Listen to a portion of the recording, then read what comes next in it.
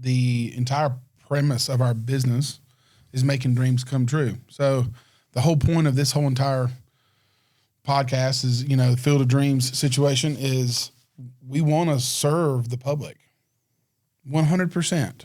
Yeah. However, there are some parameters. And so it's just easier to have those things talked about up front. That way everything's out on the table, full transparency. We know what you're dealing with. We know if the dirt needs to be replaced, go in, hog it out, start back over completely. There's nothing hidden, but it's sometimes it's a sad day. Well, Someday it's a bad dream. Your advantage as a consumer looking to do this now, and you hear like someone had a poor experience in the process, maybe not necessarily with us, maybe it was with us, but the internet's a dangerous place because all you need to do, and this is funny, this is completely irrelevant, but I got to share this. So like, if you really want to get good information from a social media post, the best thing, and I'm guilty, right? So I do this a lot to create chatter, is ask a question. And if you ask a question, less than 10% of people want to engage to give you information. But 90% of people want to prove that someone else's information was wrong. So I'll post a question. I'll call my buddy and say, hey, go in there and give me a stupid answer. And then the comments will flood with everyone trying to prove his point of view wrong. So the thing about it is if you ask a question online, you're going to get tons and tons of stuff. And what is it based on? Experience. It's, my personal experience. So a builder's perspective is, hey, over my experience, which could be 10 builds, it could be 10,000 builds, it could be 1 year, it could be 100 years, but their experience is going to drive their answer. If you ask a consumer, a homeowner, they built one house, maybe two, and their experience is based off what they experienced. And so it's all perspective. So again, if you're coming in there and you ask some kind of broad spectrum question, or you have this concern because you read something online, the advantage you have coming in is you can learn from that experience. So someone built with us, or they built with someone, and they were in a market center and there was a disaster, or something took place, there was a soils concern, or this and that happened, and this was a delay. Well, the thing about it is, if it was us, here's what I can promise you. We address that head on, and we have a game plan in place now for that in the future. Because again, you're opening a mystery with dirt every single time. And so the more that we uncover, the more we know leading in and guiding you, again, which is why onboarding is so important, because again, this is not a contract for us to engage in long-term services. It's a short-term agreement. And sometimes we come in and we map it out and we pave a way for the next builder to come in and be successful. Some, more oftentimes than not, those people continue down that journey with us, but every single rep, it gets better and better and better and better and better. So just because you saw something that made you think, oh my gosh, that's concerning to me, it's really to your advantage.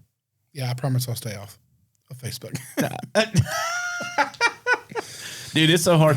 Like, it's a blessing and a curse, right? So the blessing is we have 500,000 something people engaged in our Barndo group, and they get in there and you see everything, right? And there's other businesses that come in and they're advertising services and stuff, and it's free market.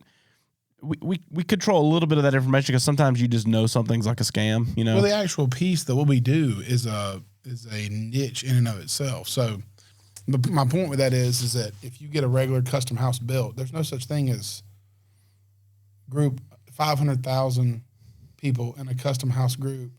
It just doesn't exist. But I promise you, there's hundreds of barndominium groups that are thousands of people, and it's just its own little niche. And it's filled with opinions that are based off experience. Cow. And some of them aren't based off any experience at all. It's based off of what I've consumed from this platform. And here's what I'll tell you is, a lot of times, if a builder is engaging, they're looking at it from the perspective of how can I best help you. If a consumer is engaging, they're looking at it from, let me tell you what happened to me, or let me tell you everything that I've read, because I've been thinking about building barndominiums for a year or two now, and I'm an expert. Like, what they're saying is wrong, and this is that. And again, I'm not even going to go down that rabbit hole of the absolute ridiculous things that I see people arguing about when it comes to building. But again, it's where's the information coming from? What is it? And then a lot of it's noise and chatter.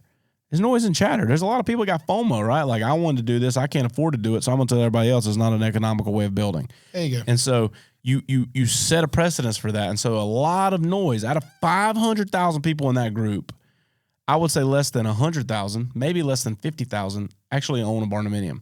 Maybe less than 10,000, right? And so you get a lot of noise. And that's why it's important that you go and you sit down with a builder and you have a conversation.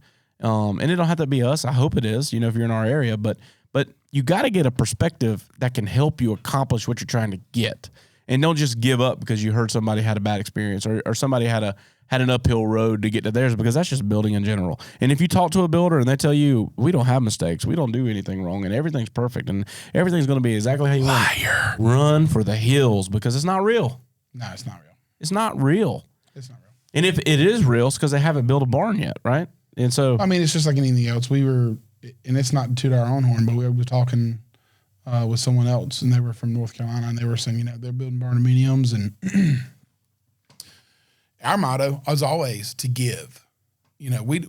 We've buried that ego, and we have competition, but it doesn't scare us. But I was listening to some of the things that he was saying. And when he got done, I guess the only thing that in my mind that I could think of was it was one. You've built one. Do you remember the first one we built? I'll never. It was the hardest one we ever built. Yes. It was terrible. Anything you do in life, the very first time you do something, it's the hardest time you'll ever do it. Any new action, any new discipline, it's the very first time is going to be a nightmare. And he had one under his belt. Had 1,000 things to say about it. We had 1,000 things to say that we had learned, but it wasn't a pity situation. It was just, man, I was listening to it and I was like, bub, you just don't know. Thanks, guys, for tuning in to the Barndo Show podcast. If you're watching on YouTube or wherever you're listening to this content, hit subscribe so you don't miss an episode. And then be sure to check us out on all of our social media platforms at the Barndo Co. Super simple to find us. And then when you're ready to dive in a little more, maybe look around some of our available floor plan options or take a look at the gallery of our work, or maybe you're ready to connect with our team and explore what it looks like to build your dream barndominium, you can visit us online at thebarndoco.com.